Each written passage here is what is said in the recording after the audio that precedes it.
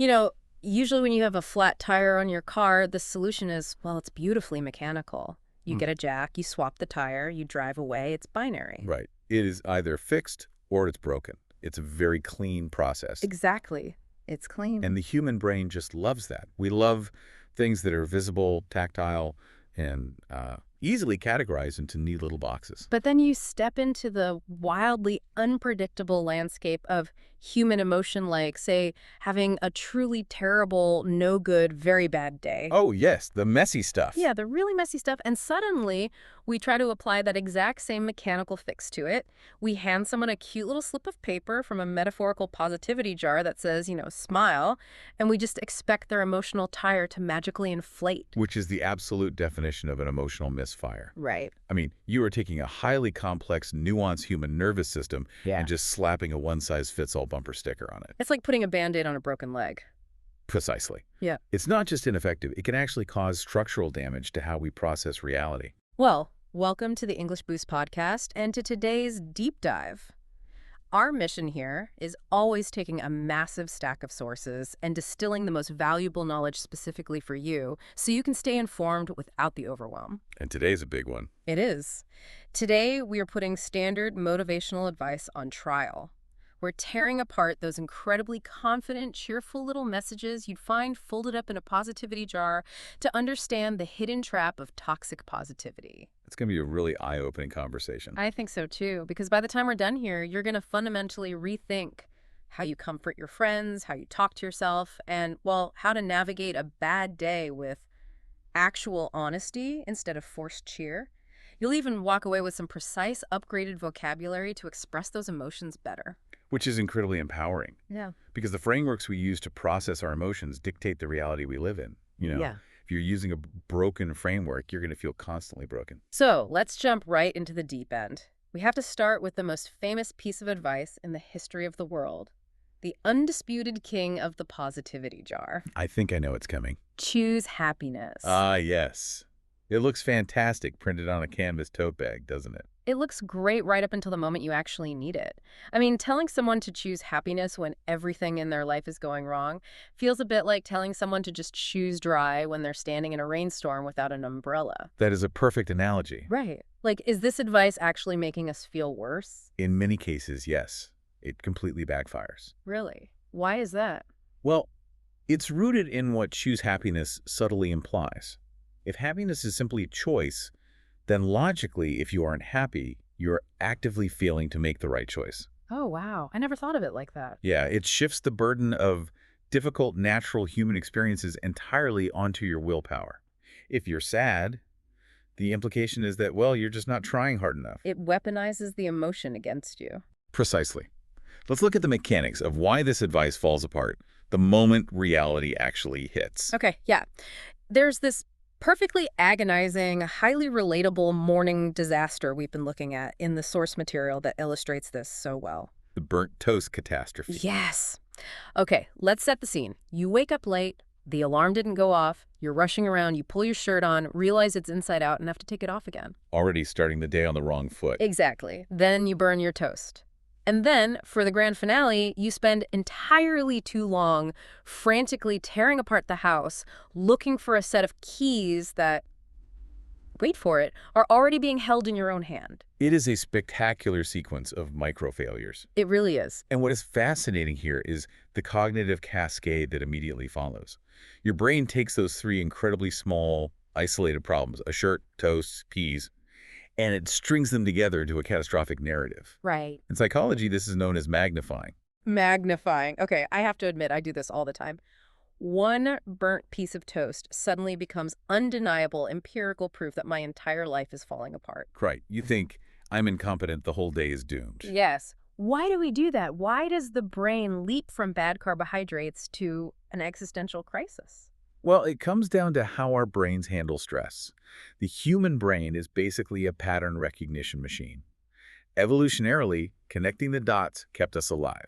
Okay, how so? Well, if you saw a broken twig, then heard rustle, then saw a footprint, your brain stacked those clues and said, predator, run. Right, that makes sense. But under modern stress, your amygdala, the brain's threat center, gets hijacked. It starts connecting dots that shouldn't be connected. Ah, I see. The mistake itself didn't actually get bigger. The burnt toast is still just burnt toast. But your anxious thoughts magnify the perceived threat level. So in that moment, when my nervous system is firing on all cylinders and telling me there's a predator in the kitchen, looking at a blackened piece of sourdough and forcing myself to just choose happiness is absurd. It's worse than absurd. It's a form of gaslighting yourself. Your body is experiencing a stress response, and your cognitive brain is trying to force a state of euphoria. That sounds exhausting. It is. The friction between those two states creates immense anxiety. The goal in that moment isn't to suddenly become cheerful. Then what is the goal? Because staying in the kitchen having a meltdown isn't exactly productive either. The goal is simply to regain enough composure to choose the next step. Composure. Yes, composure isn't happiness. It's neutrality. It is the ability to stay calm and emotionally regulated. You don't need a complete emotional transformation from miserable to ecstatic. Right. You just need to move from chaotic to slightly functional. Exactly. I really like that distinction. So instead of the cliche choose happiness, the internal script should just be choose one helpful next step. Yes, that is the upgraded mindset. You don't have to be thrilled about it. You can be thoroughly annoyed, but you just make fresh toast. Or you open a window to clear the smoke. Right? You just take ownership of the fact that your thoughts are magnifying the problem and you step out of the loop. So for our listeners, here are some practical, say it better phrases to use in real life. Instead of saying, I got upset over a small problem, you say, I lost my composure over something quite small. And instead of saying, I made the problem bigger, use, I magnified the problem in my mind. That honesty diffuses the panic. But that realization creates a whole new problem. If we stop forcing this impossible standard of happiness on ourselves, what happens when we step out into the world and face the pressure of other people's expectations? Ah, yes. The social aspect. Right. Which brings us to the most ubiquitous phrase on the internet right now, good vibes only. The battle cry of modern social media. I see it everywhere. Neon signs in cafes, dating profiles, t-shirts. But I want to genuinely push back on this for a second. Okay, let's hear it. Isn't protecting your own energy valid? We all have that one coworker or acquaintance who just complains endlessly. If we drop the good vibes only rule, aren't we just opening the door to become everyone's emotional dumping ground? That is a very common and very valid fear. Boundaries are absolutely essential for our mental health. But the danger lurking in good vibes only isn't about boundaries. It isn't. No, it's about the word only. That single word acts like a bouncer at the velvet rope of your relationships. A bouncer. Okay, like, sorry, sadness, you're not on the guest list tonight. Take a walk. Exactly. It tells the people in your life that their complex, difficult feelings, grief, worry, frustration, must wait outside. Wow. And because humans are deeply social creatures who are biologically hardwired to fear rejection, what do you think we do when we hit that bouncer? We fake it. We put on a mask. We say I'm fine way too quickly. We avoid eye contact, and we stick to safe, superficial topics. We perform. And performing takes a massive metabolic toll on the body. It's exhausting. It really is. Masking your true emotional state requires constant cognitive effort. There is a brilliant example we saw in the source material about the burden of being the designated positive friend in a group. Oh, yeah. The one who always has it together, who constantly projects good energy. Right. So this person received a call from a friend who desperately needed to vent about a major life decision. And this positive friend sat on the phone and listened for an entire hour. Just feeling completely exhausted and depleted. Entirely drained. But they did it just to avoid disappointing the caller and to maintain their reputation. And what's the inevitable result of that? You end up sitting on the couch, harboring silent resentment. You're annoyed at the friend for not noticing that you're exhausted, but you're the one actively hiding it. Exactly. You're hiding behind this impenetrable mask of being the reliable, positive rock. It creates a completely artificial relationship. That's incredibly unfair to both people. It is. Support should feel like an open door, not an interview where you have to prove your feelings are acceptable before you can enter. Right. When we enforce good vibes only, we accidentally curate our relationships so heavily that true intimacy simply cannot survive. It just becomes an echo chamber of artificial cheer. So if we are throwing good vibes only in the trash, what is the revised jar message? What's the alternative? The healthiest replacement is the mindset that all honest feelings are welcome. All honest feelings are welcome. I love that. They're practically speaking, when you're dealing with a friend who's clearly struggling but maybe feels pressured to put on a brave face, You don't prod them, and you certainly don't force positivity on them. And what do you do instead? You simply offer a low-stakes invitation. You Uh-huh. say, you don't have to talk about it, but I'm here if you want to. You don't have to talk about it, but I'm here if you want to. That transfers the steering wheel back to them. It removes the pressure to perform. It provides choice. And the moment a person feels they have a choice, their defensive barriers begin to lower. Okay, but here's where the rubber really meets the road. Mhm. Let's say you do that. You successfully create the open door. They walk through it and they bring all those honest, difficult, messy feelings right into the room with you. Our immediate, overwhelming human instinct is to try and fix it. Of course it is. We immediately reach for the heavy machinery of the positivity jar. We say, everything happens for a reason, or look on the bright side. Which plunges us directly into the hidden dangers of premature silver linings. I have to confess, I am incredibly guilty of this. Most of us are. If someone I care about is hurting, shouldn't my first priority be to try and give them hope as fast as possible? Why is pointing out a silver lining considered a bad thing? Well, that is the crucial question. Why are we giving the advice? We tell ourselves we're trying to help them, but psychologically, when someone we care about is in pain, their pain makes us uncomfortable. Oh, Our own nervous system gets agitated. We want to rush them to a positive, tidy ending to relieve our own discomfort, not theirs. ouch. So I'm not actually trying to save them. I'm trying to save myself from having to sit in the awkwardness of their pain. Often, yes. We use positivity as a shield against empathy. Wow. True empathy requires you to sit in the dark with the person. Forced lessons, on the other hand, just feel like pressure. There's a story we came across in the deep dive sources that highlights this disconnect perfectly. The job interview story. Yes. So a friend spends weeks preparing for a massive job interview. They make it through multiple grueling rounds. They reach the final interview. They feel great about it. And then they get completely rejected. Heartbreaking. Totally. And the immediate response from a well-intentioned friend was, don't worry, a much better job is waiting for you just around the corner. Which is a future you absolutely cannot promise, and they know it. Exactly. It feels hollow. And the person who got rejected just shut down and asked, can I please just be disappointed for one evening without having to find a lesson in it? That response is incredibly profound. Positivity does not always need to arrive first. In fact, if it arrives too early, it's toxic. Disappointment needs room. It does. It needs oxygen before hope can even physically enter the body.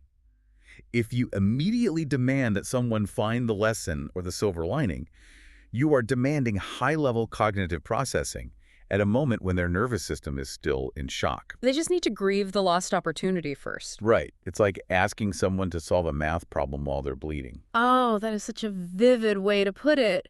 So what did they do instead? They ordered greasy takeout food and just complained about how unfair the interview process was for the rest of the night. Which was exactly the medicine required for that specific moment. Yeah. You know, complaining gets a terrible reputation in our culture.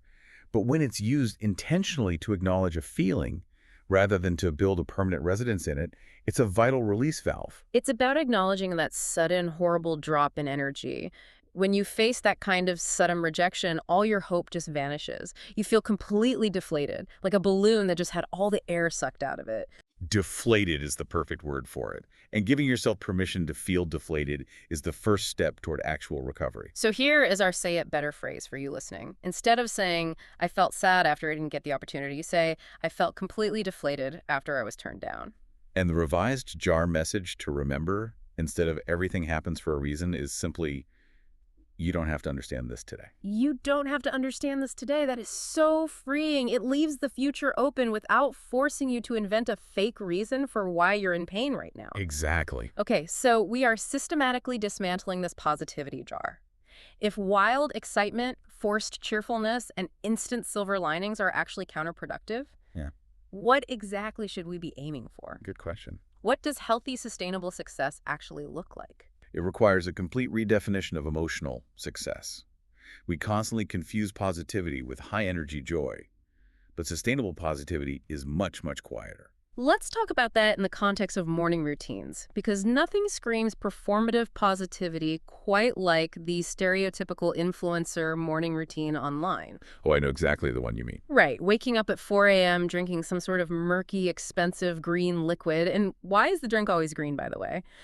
Does true positivity require high levels of chlorophyll? Well, apparently wellness has a very strict highly marketable color palette. It really does. They drink the green swamp water.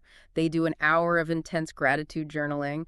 They run a half marathon before dawn, and they film the whole thing with a massive smile. It is exhausting just watching it. It is. But we contrast that with a wonderfully simple 2-minute routine we saw in the source material. You wake up, you drink a regular glass of tap water, you look out an open curtain at the sky, and you absolutely, under no circumstances, touch your phone. The contrast is striking because the underlying intent is entirely different. The 4 a.m. marathon routine is about optimization, Yeah. It's trying to conquer the day before it begins. The 2-minute routine isn't trying to transform your life. No. It is simply allowing your nervous system to wake up and enter the day before the demands of the entire world enter your mind. Yeah. The feeling that simple routine generates isn't wild, ecstatic happiness. It is contentment. Contentment. That word almost feels old-fashioned. How do you distinguish contentment from happiness? Well, happiness, especially how it's portrayed today, is a high arousal state. It can feel very bright, energetic, and sometimes almost demanding to maintain. Right, you have to keep feeding it. Exactly. Contentment, on the other hand, is a low arousal state.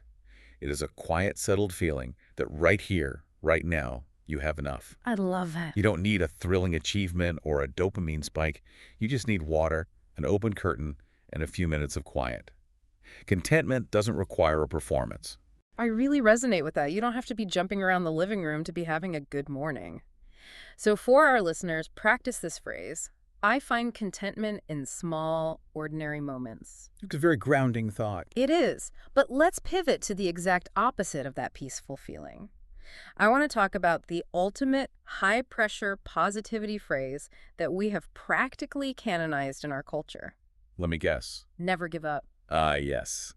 The phrase that has kept millions of people trapped in jobs, relationships, and situations that are actively destroying them. We treat never give up like this unimpeachable badge of honor, but if we really look at it, isn't that sometimes just a glorified version of the sunk cost fallacy? Completely. Like staying on a sinking ship just because you paid for the ticket? It is exactly the sunk cost fallacy, disguised as inspirational motivation. We become far more concerned with protecting our ego and not looking like a quitter than we do with actually evaluating if the path makes sense anymore. There is a fantastic anecdote in our sources about exactly this. The online course. Yes. So someone signed up for a long, highly technical, incredibly difficult online course to improve a work skill. We're talking hours of dense recorded videos, massive amounts of reading, and absolutely zero enjoyment. Sounds miserable. It was. But they stayed with it, logging in every single night for 3 agonizing months. Why? Because they paid for it and the idea of stopping felt like a moral failure. And the tragic irony of that situation is what happened when they were finally tested on it. When a colleague asked them to explain what they had learned so far, they gave this long, rambling answer that contained absolutely no actual information. Wow. They were learning nothing. They were just aggressively marinating in guilt. They were just staying in the terrible movie. Every time they wanted to close the laptop and quit, they heard that little jar message in their head, never give up. So they forced themselves to suffer through something that wasn't even working. Until they finally had the realization that continuing to hammer away with a method that clearly isn't working is not a sign of strength. It is a profound lack of flexibility. So what did they do? They stopped the course. They swallowed their pride, found a smaller interactive class where they could actually ask questions, and suddenly they started learning. Right. They didn't abandon their ultimate destination of gaining the skill. They simply changed their path. Which highlights a psychological tool that is vastly superior to stubbornness adaptability. Adaptability. Yes, adaptability is the ability to intake new data, recognize when the original plan has failed, and change your approach without letting it destroy your self-worth. That takes courage. It requires a tremendous amount of self-awareness to say, this isn't working, and pivoting does not make me a failure. So we take never give up out of the positivity jar, and we replace it with a much more nuanced reality. Know when to continue and when to change your approach. That is a much healthier rule. Being adaptable is so much stronger than just being blindly persistent. So for your vocabulary toolkit, you can say, I showed adaptability by changing my approach. It's excellent phrasing. And that leads to what might be the ultimate framework we can take away from all this research today. Let's hear it. If we strip away all the toxic positivity, the neon signs and the fierce smiles, the core emotional skill we are actually trying to build is this. I can acknowledge how I feel without letting it control my next step. I can acknowledge how I feel without letting it control my next step. That is incredibly powerful. It perfectly balances radical honesty with forward momentum. Right. It gives the negative feeling a voice, it validates it, but it refuses to give it the steering wheel for your entire day. Exactly. You aren't pretending the burnt toast didn't annoy you. You aren't pretending the job rejection didn't completely deflate you. But you also aren't letting those moments predict the outcome of the next 12 hours of your life. Well, we have gone on quite a psychological journey today on this deep dive. We really have. We have shattered the illusion of the cliche positivity jar. We learned that it is completely okay and biologically normal to lose your composure over burnt toast and keys you are already holding. Absolutely normal. We recognize the deep value in letting yourself feel deflated without immediately rushing to invent a silver lining just to make other people comfortable. Right. And we discovered that adaptability and quiet contentment are far stronger, more reliable tools than forced performative happiness. It is a complete paradigm shift from how modern culture tells us we should handle our inner lives. It really is. And looking at all this data leaves me with a lingering thought, a question really, for you to ponder as you go about your week. I'd love to hear it. Think about the sheer volume of mental and emotional energy it takes to constantly perform happiness, both for yourself in the mirror and for the people around you. It's huge. Think about the exhaustion of acting as the bouncer at the door of your own mind, desperately trying to keep the difficult feelings out. If we stop spending so much of our daily energy maintaining that performance, what could we actually build with all that reclaimed energy? Wow. Could true positivity simply be the byproduct of emotional honesty? Could true positivity simply be the byproduct of emotional honesty? That is absolutely something to chew on. Thank you so much for joining us for this session of the English Boost podcast. We really encourage you to carry these concepts, these honest phrases, into your daily conversations. Notice when your brain starts magnifying a problem. Notice when you're demanding good vibes only from the people you love. And remember, the next time your emotional tire goes flat on the highway of life, don't just slap a happy face sticker over the puncture. Acknowledge the flat, sit on the side of the road and complain for a minute if you need to, and then simply choose one helpful next step. Keep learning, keep questioning, and we will catch you on the next deep dive.